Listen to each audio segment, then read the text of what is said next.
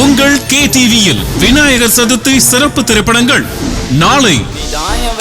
டப்பு வர வேண்டியதாண்டா, அந்த வயசுல வரும், உனக்கு வந்துருச்சு. ஓகேனா ஓகே சொல்லு, இல்லனா இல்லன்னு சொல்லு. இல்லடா.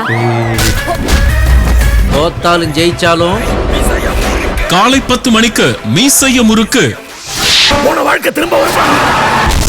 கல்யாணம் முடிஞ்ச கையோட இந்த கடையில குறுக்கு ஒரு செவரு எழுப்பு. யாராது? நம்ம வீடு வர போற பொண்ணு தானே.